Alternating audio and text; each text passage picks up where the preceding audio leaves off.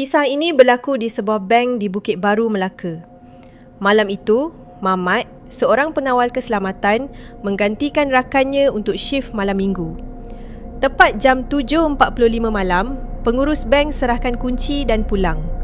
Mamat terus kunci pintu utama dan aktifkan sistem keselamatan. Sekarang, dia seorang diri dalam bangunan besar tu. Dia boleh tidur sepuas hati dalam surau bank yang sejuk tanpa gangguan sesiapa.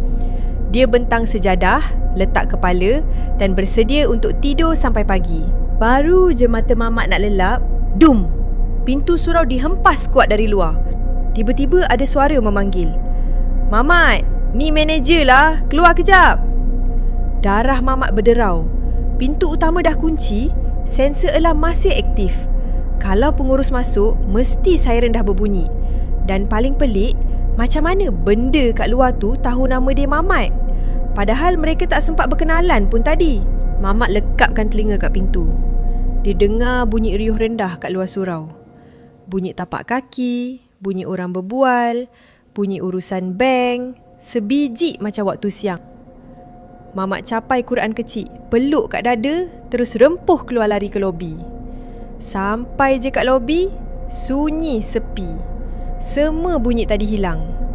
Tapi tiba-tiba, ting! Sistem nombor giliran berbunyi sendiri.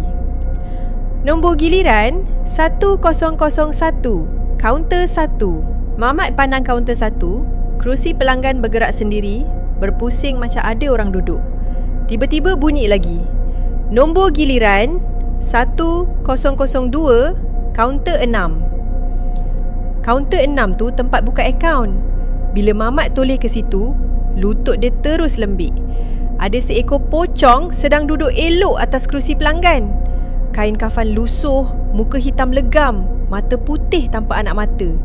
Dia duduk tegak menghadap meja kosong, macam tengah tunggu giliran dipanggil. Mamat dah menggigil tahap dewa. Dia pejam mata rapat-rapat sambil zikir dan nyanyi lagu nasyid dalam hati, berharap benda tu hilang. Bila dia rasa dah tenang sikit, dia buka mata dan toleh ke kiri. Jantung dia macam berhenti. Pocong tadi dah tak ada kat kaunter. Sekarang dia berdiri tegak betul-betul sebelah Mamat. Mamat terkejut beruk sampai melompat dan terhantuk dinding. Pocong tu diam je, merenung Mamat dari jarak seinci. Dalam keadaan panik, Mamat terkial-kial buka kunci pintu utama. Pocong tu masih tercegat kat belakang. Sebaik saja pintu terbuka, Mamat terus start motor dan pecut balik rumah. Malam tu, bank di Bukit Baru tak berkunci sampai ke pagi.